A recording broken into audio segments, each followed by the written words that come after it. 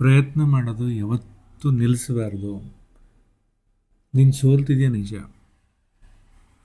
ಸೋಲ್ಬೇಕು. ಸೋತ ಮೇಲೆ ಅದರಿಂದ ಪಾಠ ಕಲಿಬೇಕು.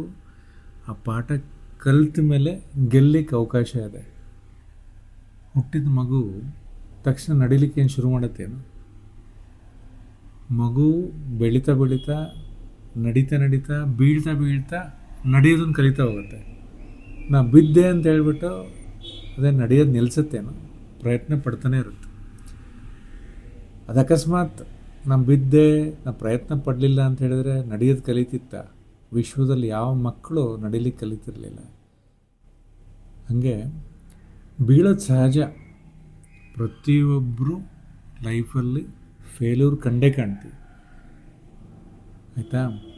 ಆ ಫೇಲ್ಯೂರ್ ಕಂಡ ಮೇಲೆ ನಾವು ಪ್ರಯತ್ನ ಯಾವತ್ತೂ ಬಿಡೋಕ್ಕೆ ಹೋಗಬಾರ್ದು. ಅದರಿಂದ ಸಿಕ್ಕಾಬಿಟ್ಟೆ ಪಾಠ ಕಲಿತೀವಿ. ಪ್ರತಿಯೊಂದು ಫೇಲ್ಯೂರು ನಮಗೆ ಪಾಠ ಕಲಿಸುತ್ತೆ. ಆ ಪಾಠ ಕಲಿಸುತ್ತಲ್ಲ, ಸರಿಯಾದ ರೀತಿಯಲ್ಲಿ ಕಲಿತು ಬಿಡಬೇಕು. ಅದರಲ್ಲಿ ಅಹಂಕಾರ ಮಿಕ್ಸ್ ಮಾಡಬಾರ್ದು. ಏನೋ ಹಂಗಾಯಿತು ಹಿಂಗಾಯ್ತು ಅದಕ್ಕೆ ಸೋತೆ ಅಂತ ಹೇಳಬಾರ್ದು. ಅದನ್ನು ನೀವು ಪರಿಶೀಲನೆ ಮಾಡಬೇಕು. ಇರುವೆ ಸಕ್ಕರೆನ ಎತ್ಕೋಬೋದು, ಇರುವೆ ದಪ್ಪ ಕಲ್ಲು ಎತ್ಕೊಳ್ಲಿಕ್ಕಾಗತ್ತಾ? ನಿಮಗೆಷ್ಟು ಶಕ್ತಿ ಇದೆಯಲ್ಲ, ಆ ಶಕ್ತಿ ತಕ್ಕಂಗೆ ನೀವು ಪ್ರಯತ್ನ ಪಡಬೇಕು.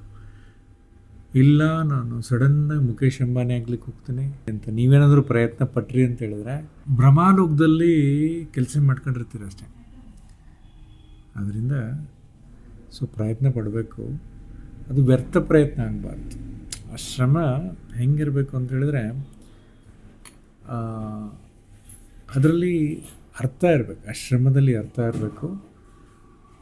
ಆ ಶ್ರಮದಲ್ಲಿ ಅರ್ಥ ಇದ್ದು ಪ್ರಯತ್ನ ಪಟ್ಟರೆ ಮಾತ್ರ ಸಕ್ಸಸ್ ಸಿಗುತ್ತೆ.